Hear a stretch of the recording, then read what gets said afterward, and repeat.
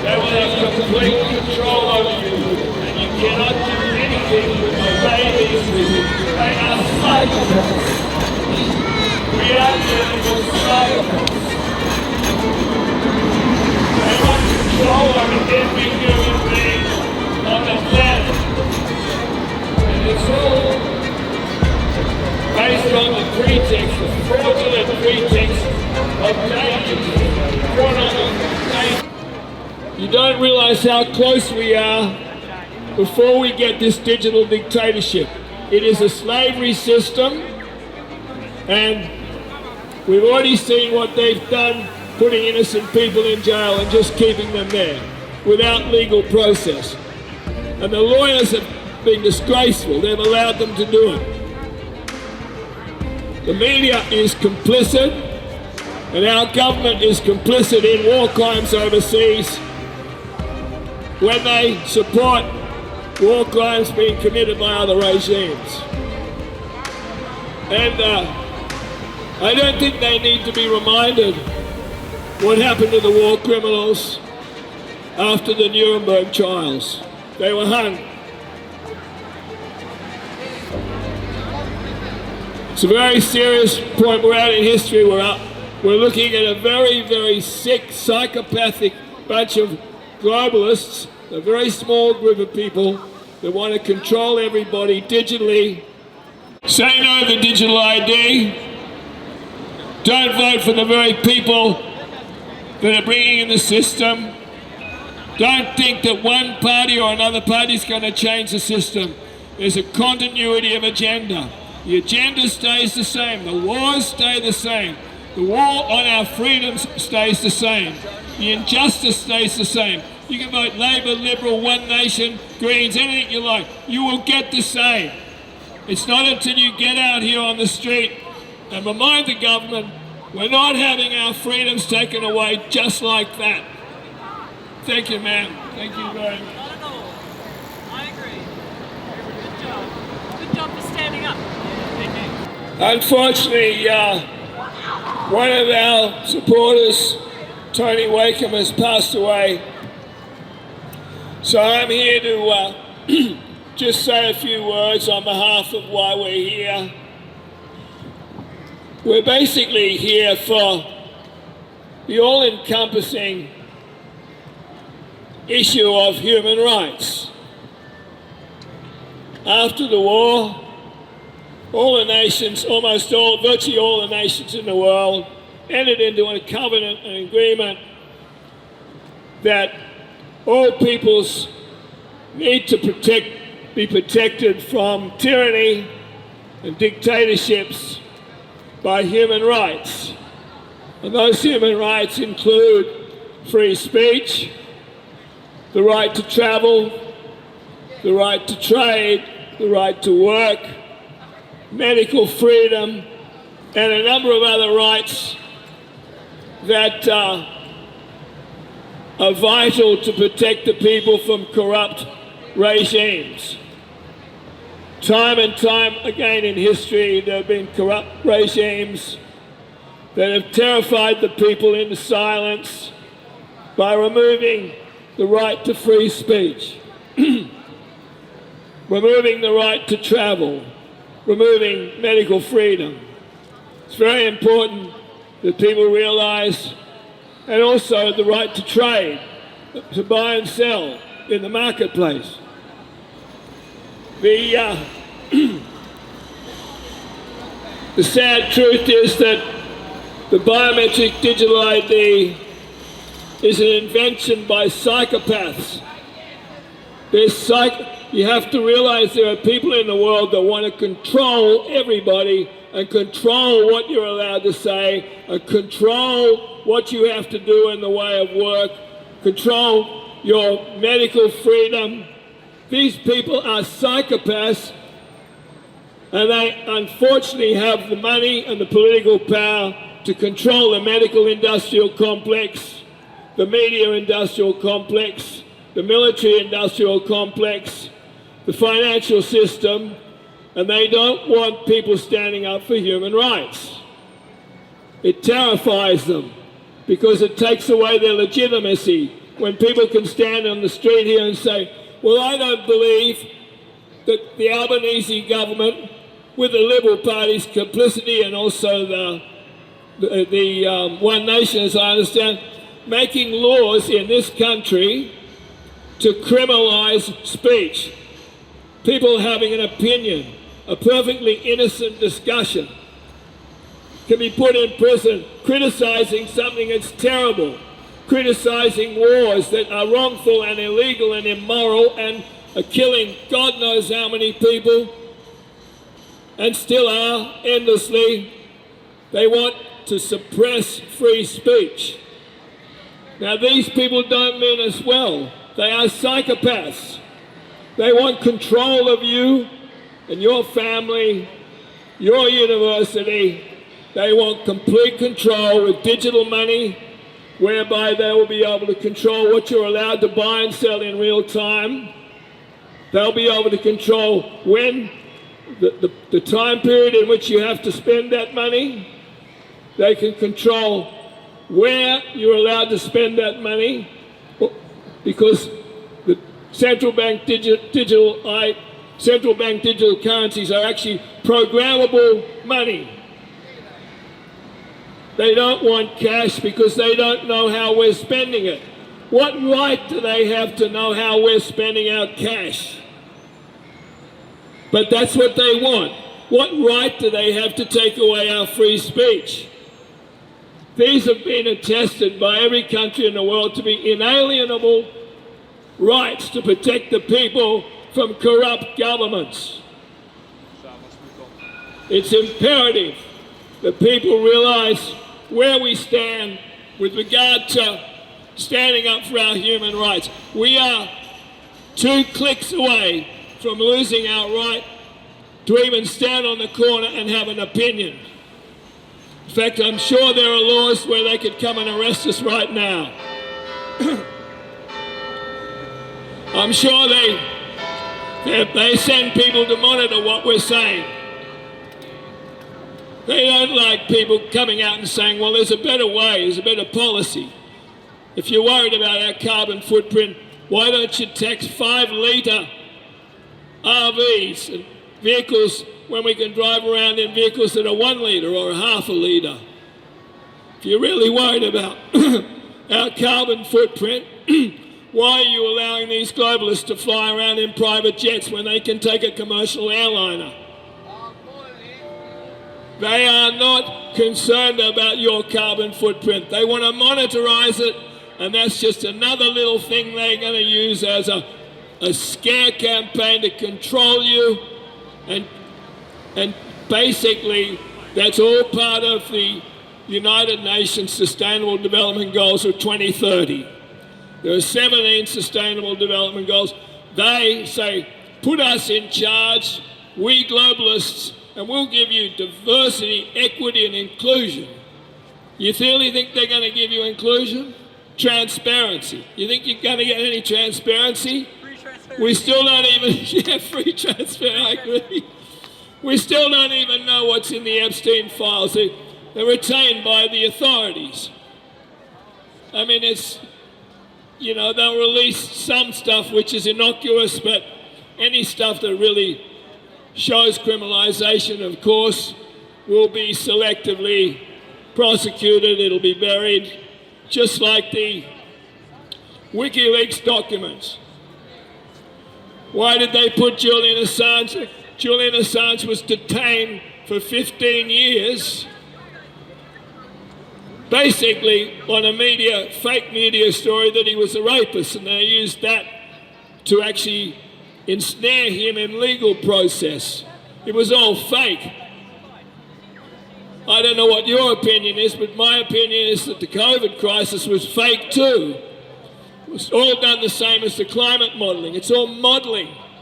They used a fake test that didn't work, 98% false positives, and modelled that to say we're all going to die from COVID. And I'll tell you the truth. In 2020, the year they told us we were all going to die, we had less deaths from influenza and pneumonia and pulmonary disease than we normally have, which is 3,500 a year. You can look it up on the ABS. They told everybody that people that died immediately after they were vaccinated, they weren't vaccination deaths because they hadn't been fully vaccinated until after 14 days. And then they told us, well, the reason people are still getting COVID is because they haven't had the booster. Have another booster. They didn't work either. They knew in the early weeks of the COVID fraud, they knew that they did not stop transmission of COVID or influenza, and they knew that they killed people. And yet they're still telling you to give them in your little children. Whacking children with vaccinations, newborns with vaccinations. We had a doctor that was coming along supporting us. He cancelled his own medical license. If you're a doctor in the system earning $10,000 a week, and he told them that they could stick it. I said to him, why did you decide to quit your profession? He said, because just after I'd done a cesarean section operation, he said they were in there with a needle to put into the newborn baby as it was coming out of its mother's tummy. He said, I wanted to throw myself in front of the needle. Because he knew the harms they were causing. Fortunately, BioNTech is just pulling out of Australia because nobody wants to take their fake vaccines. There's a big win for the people.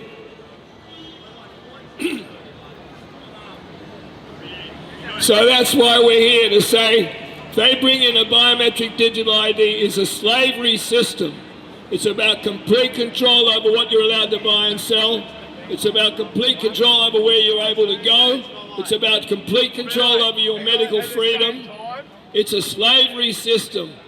And if we don't stand up against it, they're going to bring it in little by little. They'll always have a reason. Like the reason they had for making everybody register to go on the internet. It's to protect children. It's always about protecting. If they want to protect children from pornography, why don't they just ban pornography? It's dreadful. They should ban it. So there you go. If we don't stand up for our human rights right now, I can promise you we're going to lose them because they are trying to remove them. I'm sure I saw Larry Fink saying, we can't compete with China, we have to be more like China. I don't want to be like China. I like my liberty.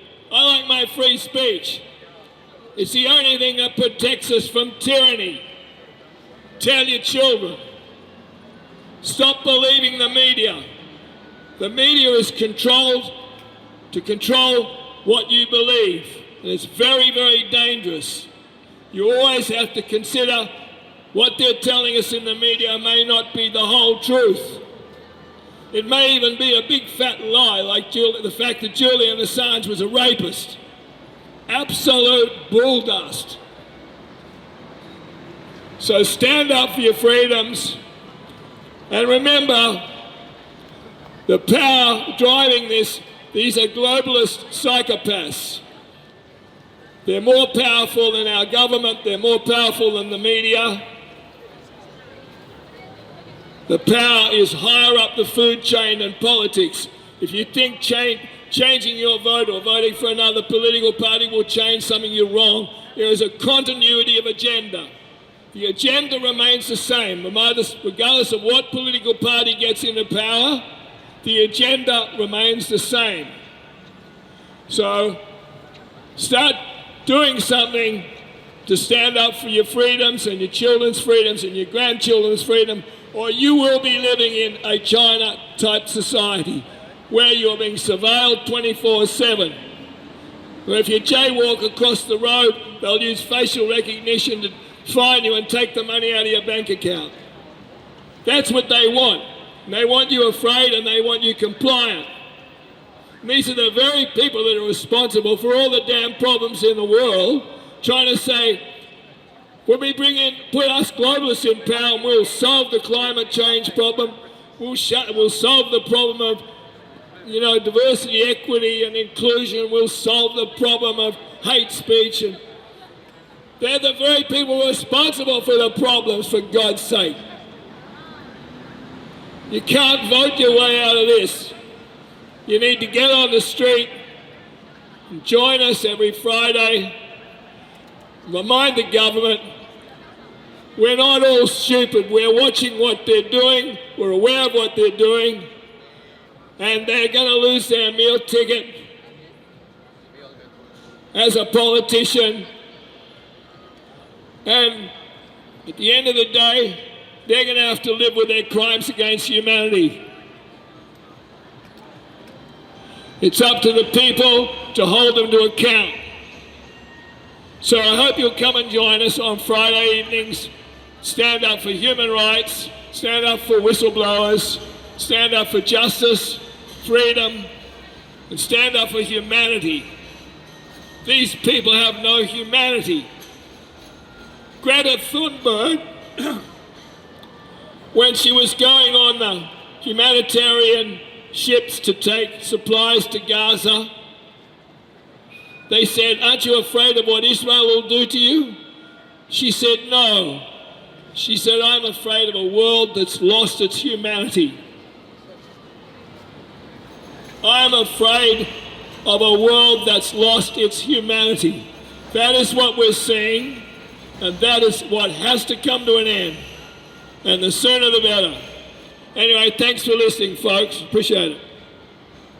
Welcome to the 332nd Julian Assange Sydney Town Hall gathering. It is with deep sadness that I must report that Tony Wakeham, the man who stood here every week for the last 6 years, has passed away. Tony will be greatly missed. Rest in peace, Tony Wakeham. You can change the world, but you have to believe it.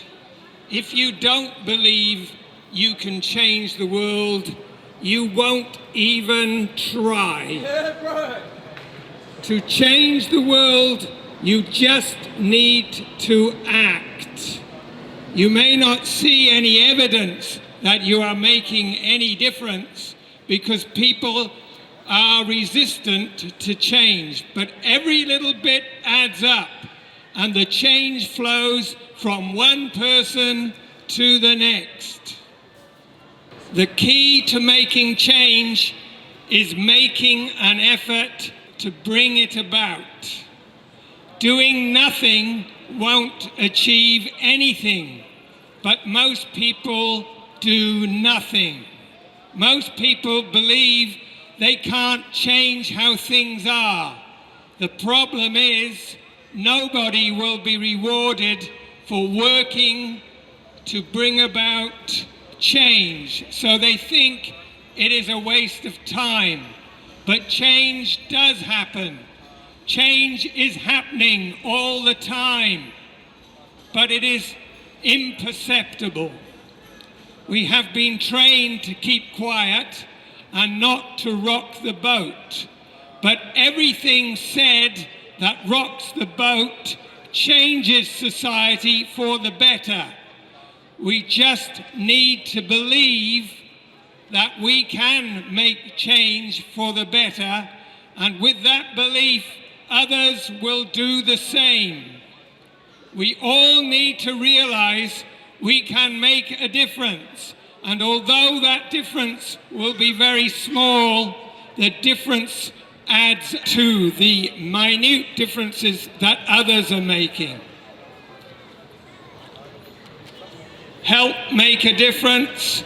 Realize your voice is just as important as everyone else's voice. Do what you can. The Assange movement continues. Free, free, free the truth. Free, free, free the truth. Free, free, free the truth.